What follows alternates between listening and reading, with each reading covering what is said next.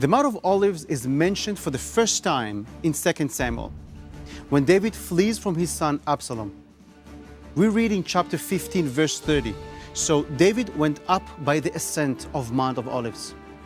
He wept as he went up, and he had his head covered and went barefoot.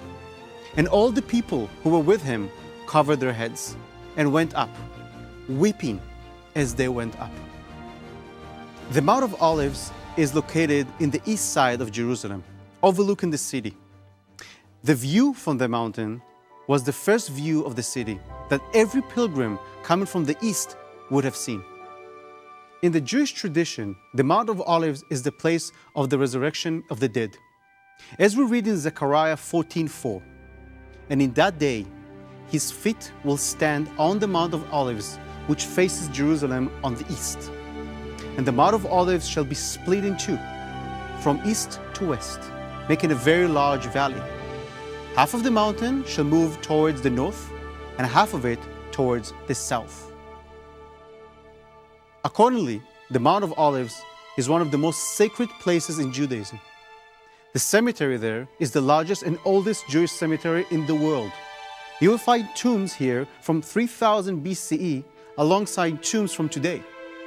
It's considered a great honor to be buried at the Mount of Olives, as those buried there are believed to be the first to be resurrected.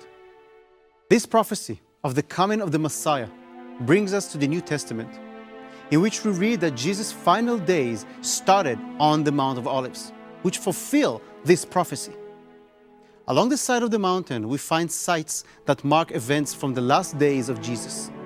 One of them is Dominus Flevit, the place where Jesus wept for the fate of Jerusalem in Luke 19, verse 31.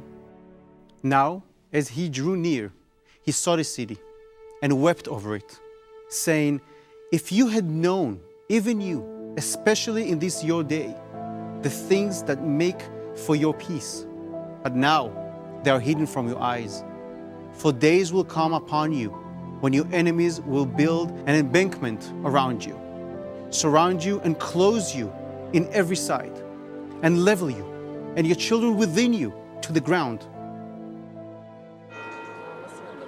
The church that stands on the site today is shaped like a tear, in reference to Jesus weeping.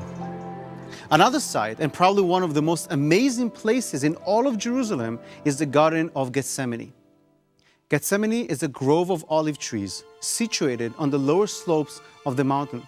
In Hebrew, it is called Gat Shmanim, meaning the place where olive oil is made. This is the same garden where Jesus prayed his last prayers. As it says in Matthew 26, verse 36, "Then Jesus came with them to a place called Gethsemane, and he said to the disciples, 'Sit here while I go and pray over there.'"